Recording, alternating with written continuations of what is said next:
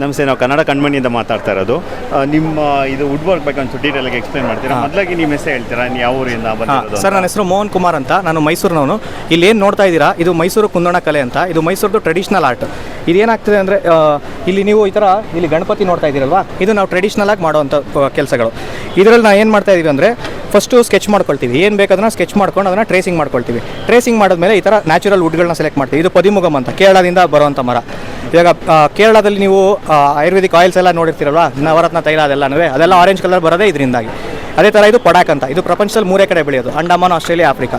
ಈ ಥರ ನಾವು ಬೇರೆ ಬೇರೆ ಇಲ್ಲಿ ಸಂಕೆ ಮರ ಇರ್ಬೋದು, ರೋಸ್ ವುಡ್ ಇರ್ಬೋದು, ಆಲೆ ಮರ ಇರ್ಬೋದು, ನಲ್ಲಿ ಮರ ಇರ್ಬೋದು, ಹುಣಸೆ ಮರ ಇರ್ಬೋದು, ಹಲಸಿನ ಮರ ಇರ್ಬೋದು. ಈ ಥರ ಬೇರೆ ಬೇರೆ ಕಲರ್ಗಳಿಗೆ ಬೇರೆ ಬೇರೆ ಮರಗಳನ್ನ ಯೂಸ್ ಮಾಡ್ತೀವಿ.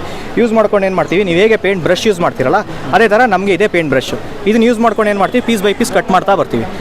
ಏನ ಕಟ್ ಮಾಡ್ತೀವಿ ಅಂದರೆ, ನ್ಯಾಚುರಲ್ ವುಡ್ಗಳನ್ನ ಅಂಟಿಸ್ಕೊಂಡು ಈ ಥರ ಕಟ್ ಮಾಡ್ತಾ ಬರ್ತೀವಿ. ಕಟ್ ಆದಮೇಲೆ ಏನಾಗುತ್ತೆ, ಪೀಸ್ ಬೈ ಪೀಸ್ ಅಂಟಿಸ್ಕೊಂಡು ಬಂದಾಗ ಈ ಥರ ಆಗುತ್ತೆ.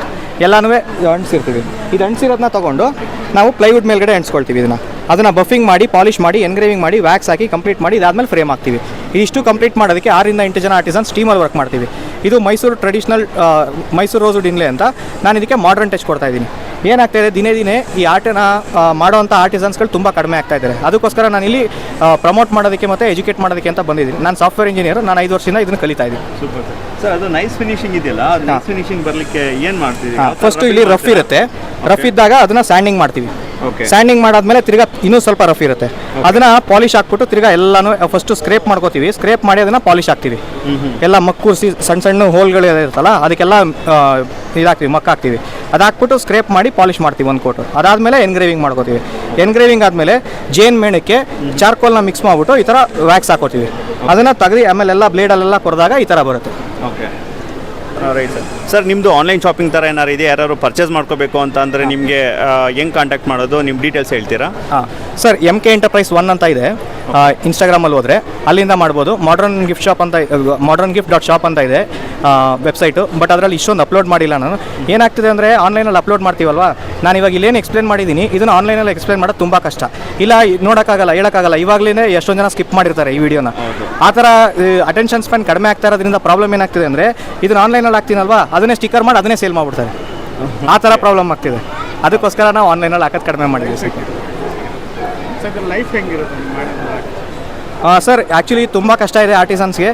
99% ಆರ್ಟಿಸನ್ಸ್ಗಳು ಏನು ಅವ್ರ ಹೆಸ್ರು ಬರೆಯೋಕ್ಕೆ ಬರೋಲ್ಲ. ಬಟ್ ಆದರೆ ಕಲೆನ ಮಾತ್ರ ತುಂಬ ಚೆನ್ನಾಗಿ ಮಾಡ್ತಾರೆ.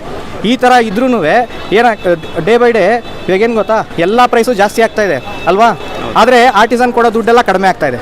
ಅದೇನಕ್ಕೆ ಹಂಗೆ ಆಗ್ತಿದೆ ಅಂದರೆ, ಇವಾಗ ನೀವು ನಮಗೆ ಏನು ಸರಿಯಾಗಿ ಮಾಡ್ಕೊಡ್ತಿಲ್ಲ, ಕೆಲಸ ಮಾಡ್ತಿಲ್ಲ, ಹಂಗೆ ಹಿಂಗೆ ಅಂತೆಲ್ಲ ಏನೇನೋ ಹೇಳ್ತಾರೆ. ಇವಾಗ ಅವ್ರಿಗೆ ಬೇಕಾದ ಟೈಮಲ್ಲಿ ನಾವು ಹೆಲ್ಪು ಮಾಡೋಕ್ಕಾಗಲ್ಲ. ಅದಕ್ಕೋಸ್ಕರ ನಾನು ಜಾಸ್ತಿ ಜನ ಜೊತೆ ವರ್ಕ್ ಮಾಡೋಕ್ಕಾಗ್ತಿಲ್ಲ.